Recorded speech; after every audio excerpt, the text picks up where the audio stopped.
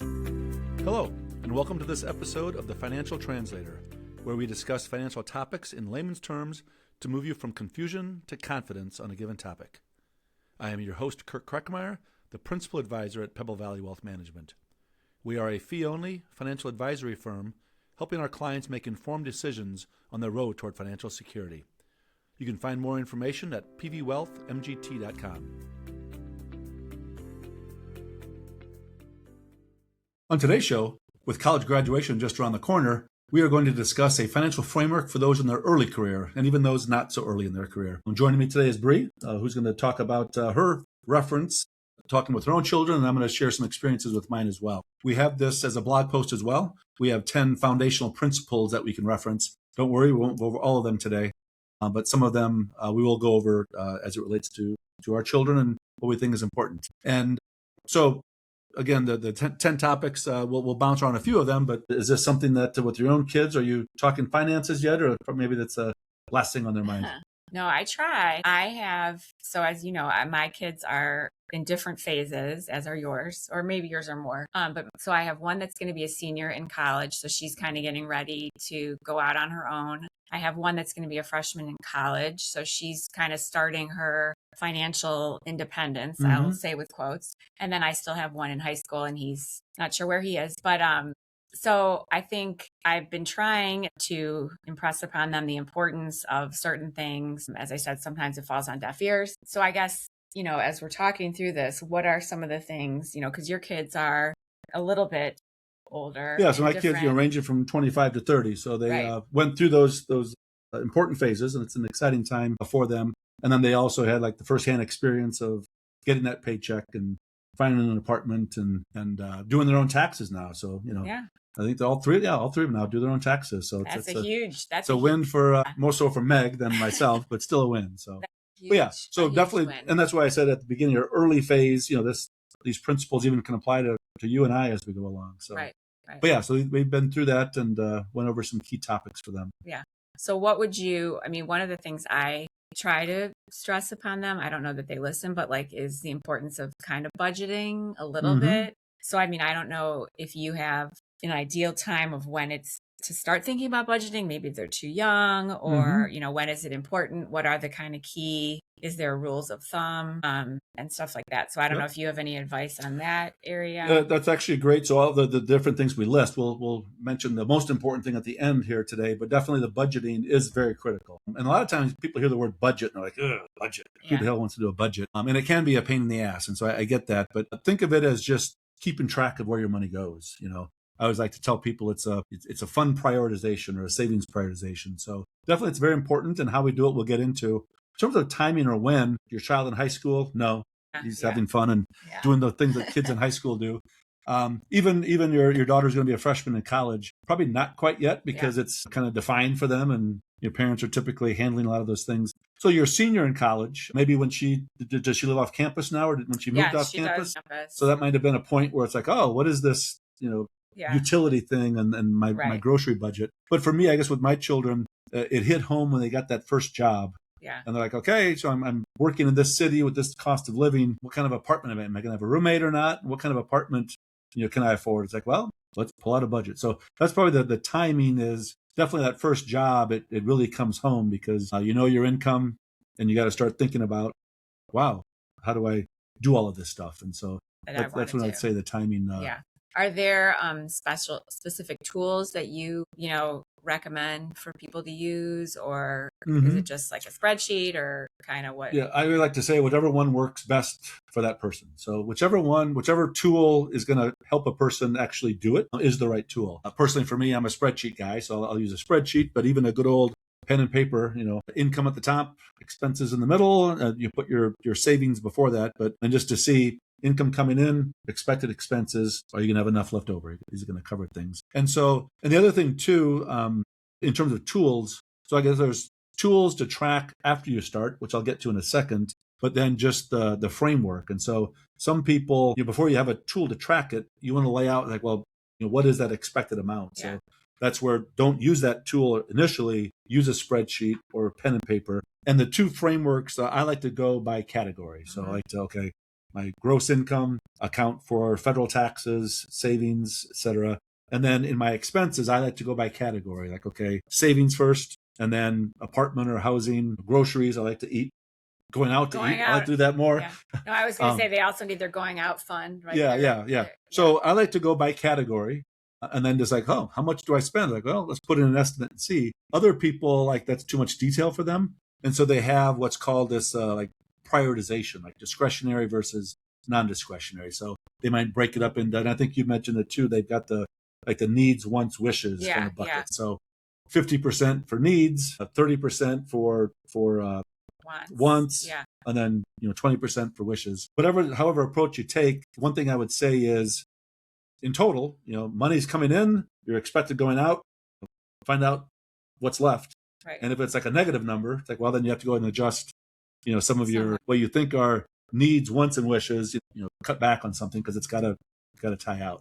And then again, I can't emphasize enough, making sure you put in that expense line, if you want to call it an expense, but savings first. Mm-hmm. Okay, here's your income. We'll talk about taxes later, but put in how much you want to save just to get it going. When you're just starting your career, we'll get into that later, but you may not be a lot, but you want to get into that muscle memory. The habits, right. The good habits. Yeah. So kind of along with that too, I know another question that's come up at my house again is like, I've always heard that it's important to start, getting a credit rate, getting good credit and building your credit. And so I know that's always been something too, like when is a good time to get the first credit card, and the importance of building credit and understanding the cycle, I guess, of how the credit card works and the paying off and all that stuff. So, I mean, what is your take on that, and how important is it, and like kind of what range of ages is it a good time for that? Yeah. So there again, like referencing for my children, their experiences, in high school, I would say no, they're too young, in college. So you're freshman in college versus your senior in college. Your freshman in college, you might do it just for convenience, right? It's right. She may have some expenses, of the bigger, that come up. It's like having a credit card. Yeah. The timing is going to be probably in college. In terms of you've got to get it set up and to start building their credit. Not their freshman year. I mean, if you do, that's great, but it's not as important. But probably the convenience factor is definitely as you get into that, say, sophomore, junior year. If they are living off campus, they have some expenses. It's a good idea to have a credit card in their name only. Again, some institutions may request or demand even a parent cosign. Yeah. But ideally, if you can't, or if you can avoid that, don't, because that is their true credit. So that's good to have it. That's the timing is kind of that sophomore, junior year, get it going. You might even do it as a freshman year for convenience. But high school, personally, I would say no. That's too young. Could be dangerous, I think. Could be dangerous, in those scenarios, And then the other thing too, though, so building the credit. So the only way you can build good, so it's good to build good credit, not bad credit. Right. And that means paying it off. And so, when they do get that credit card, yes, they're using it for convenience and necessity, but still another very important concept is pay off the credit card each month. We'll talk later about maybe if there's a need that you can't, baseline, get that in your that's something I've definitely been drilling home, is because my older daughter does have the credit card, and that's what I was going to ask. Like, when did you find? Like, when did you start? I think it was like freshman, sophomore year, just to have it. To your point, but I do find, I don't know why, it's just she doesn't use it. There are certain things where I'm like, well, that would have been a great thing for the credit card, but she always uses her debit. She rarely uses the credit card, and I don't know if that's her thing, but I feel like there are certain things she should be using the credit card for more. But yeah, and I know like when she opened it, it was a really low. It was like maybe $500 only credit line. Yep. Yeah, it was really low. And then after like 3 months, and maybe now it's still only like 2,000 maybe, but which is good. Like, I think it's smart to, And when my children applied, they were sophomores and they were able to get it in just their own name. And that's what hers is. Okay. I wasn't sure if they changed their. That's why I think it was so low. And then like, as she's been paying it off, I think then they're like raising it up a little bit. So yeah. And with credit cards too. So again, back to the blog post and the framework. So this would be debt. And so a lot of people may think of credit card as like, cool, it's free money. Let's just spend. So it's very important to realize it's debt. So you have a car loan or a mortgage, student loans, a credit card is a short-term loan. And so it falls in that debt category. So it's important to, if you take on debt, sometimes you have to, Make sure you know how you're going to pay it off, where the money's coming from. And again, with a credit card, assume it's going to be paid off every month. So that would be the, consumption purposes. That's the bad debt. You want to use the card for convenience, but pay it off each month. Forms of good debt. Sometimes it makes sense to borrow money for longer term needs. Right. A classic one later in their careers, maybe a home. Mm-hmm. So you take out a mortgage, put down some money for a home, and buy the home. Car loans, they're gonna encounter that sooner. There, I would say, in general, good debt, bad debt, I call it. So good debt are things that don't depreciate in value. It's you're investing in a home, Mm-hmm. maybe your career with a student loan. The car, yes, the car depreciates, but you kind of need it. And so Right. there, I would just caution, make sure that your debt length of the loan doesn't go beyond when you expect to have to trade it in again. So I would say 5 years and in for a car loan. Oftentimes people think like, well, it's only a $400 monthly payment. It's like, don't think that way. Think of what are you paying for the car, and keep your loan accordingly. Shorter. That's a good. Once you have that, again, back to that budget discussion, that's where you're going to be putting in, one of your line items is, okay, you're using your credit card for convenience, but you might be buying my restaurants, my groceries, and whatever else is going to be on there. In my opinion, those belong in categories. You may be using the credit card to pay for it, but know how much you're going to be spending, where it's going.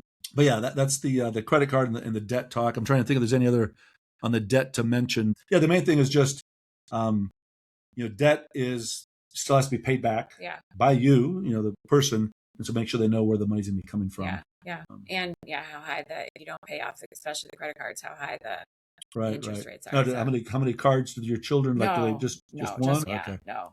That plenty is one is plenty. Right. Yeah, definitely. Yeah, early on for sure, just to get established. And even again, so I just have one myself. Yeah, so do Some people, play the credit card shuffle game. There, I wouldn't. Again, sometimes they offer a 0%, so you might do it. But the things that go into the credit score, including credit cards, how often you roll them over and using them. Yeah. So pick with one, maybe two solid ones. I just remember when I was in college, they would always have things like trying to get you to sign up for the credit card. Do you remember that? Free stuff, right? Yeah, right. Like for free. But that is one thing she has yet to come back and said, "Oh, I got this other card." Maybe that's I'm aging myself. No.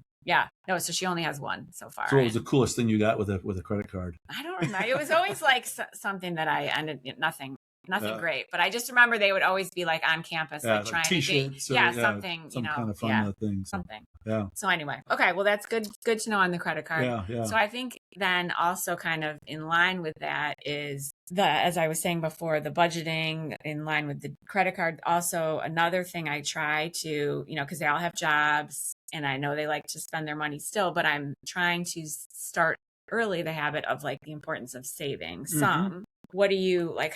What is the best thing you've kind of learned from your kids, or the best way to bring that home? And maybe it's a little too early since they don't really have a solid paycheck coming in. I mean, they have seasonal jobs and stuff, but so I don't know what your thought on savings, importance, and great habit. To get in. It's always important to save. While you're working, you want to do that to kind of that needs, wants, wishes, and so you work to cover some needs, but also the wants and wishes, and that's good. But what if you're not working, or what if you lose your job for a while, or want to travel maybe between college and working? So the stuff costs money, and it has to come from somewhere. And so the savings as you're working, you cover those things, but you also set some aside for maybe a near term. I want to take a European vacation, and mom and dad aren't paying for it, so I got to save for it. Yeah. Or it may be some money for that first car or first apartment, down payment, deposits, and stuff like that. Definitely, it's an important part of what I mentioned, the budget. That's why you have your income coming in, but then have a savings line and put that amount in there, and then what's left over for expenses. So it's important to do. How much? It's going to vary on probably your high schooler is saying, screw that, mom. I want to have fun.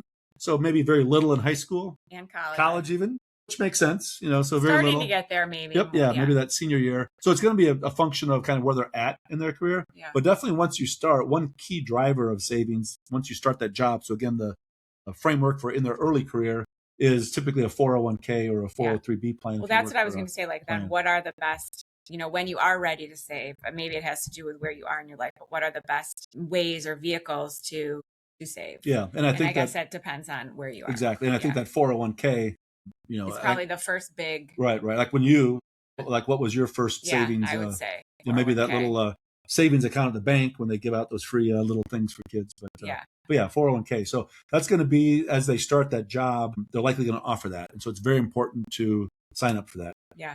The first and foremost, the main reason is because oftentimes your employer, if you put something in, they're going to match up to a certain amount. It's called the company match. And so that is free money. I always encourage people to take free money to make sure there's no strings attached to it. And there are not here. It's free money. 401k is the first and foremost. Save at least enough to get the full company match. Typically it's 3%, maybe up to 6%. 5 to 6. Here at Pebble Valley Wealth Management, we have a pretty good match sign. So that's one thing that people should do. Then beyond it, a few things. Then it's like, okay, after you do that, the importance of a reserve fund. So while they're in college, they don't quite experience it yet. Like something, Mom, my car broke down. Dad, my car broke down. You take care of it. Right. When you're working, shoot, my car broke down. So this reserve fund is for those unexpected things that, something came up unexpectedly. Where are you going to get the money? Oh, I'll just use my credit card. Well, no, because you got to make sure you pay it down. So having a reserve fund at least 1 month expenses while you're starting out, and then you build it up to anywhere from 3 to 6. Some people go even more later on, but early on, try to target at least 1 month of whatever your expenses are to get built up in the reserve fund. After that combination, you can start looking at a few things. One is like IRAs, and so even if you have a 401k, you can still have your own IRA. And I personally like to recommend do the 401k up to that company match, get your reserve fund. I guess back to credit cards, make sure you're paying those off. If you're not, make sure, take the free money first and then get those paid down. But I'd open up your own IRA before you start adding back more to the 401k. And the reason is because you're oftentimes in a low enough income bracket where you can do a Roth IRA.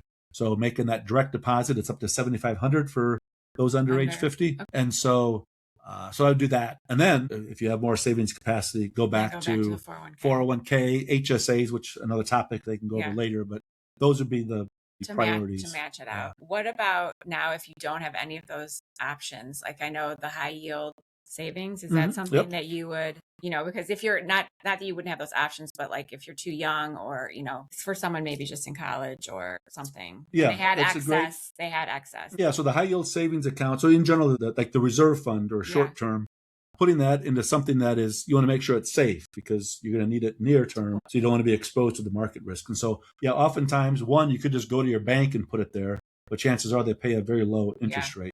So you mentioned like a high yield savings account, looking for those either, Marcus, we use Altruist that's for advisors only, but an Altruist account. More banks have that option. Right. American Express, I think, has ones. You want to look at, in my blog post, I referenced the 3-month T-bill rate. It's going to be lower than that because places have to make their profit, but current 3-month T-bill rate is about 3.7% right now. So I would look at that, whatever it is, when you're listening to it. We're recording this on April 23rd today. April 23rd. So 3.7 is the current 3-month T-bill rate. So maybe it might be a 0.5%, maybe a 0.75% lower, but make sure you're getting kind of that 3% range. If it's below that, ask some questions and try to find an account that has more than that. If it's for, let's say that they don't have a job yet, but they have some savings they want to do for retirement, there again, so then the IRA is available to everybody as long as you have wages. And so you have to have taxable compensation to put in money into an IRA up to $7,500. If you have a part-time job for $5,000, that's the most you can do, but $7,500 higher, the full amount. There, you'll want to open up an IRA at an account where you can trade. E-Trade, Robinhood, Schwab, because that's long-term to invest. Yeah.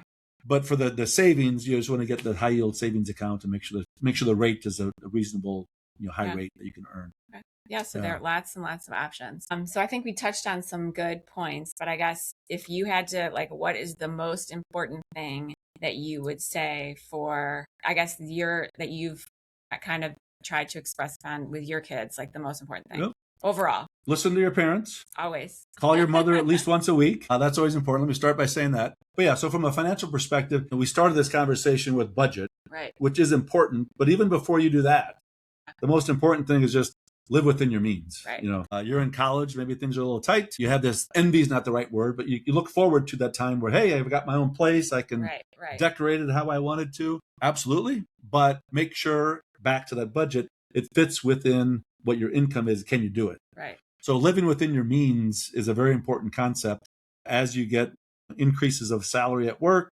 As your resources grow, yes, you can do more, but you never can do more than your resources can allow. Living within your means is a very important concept.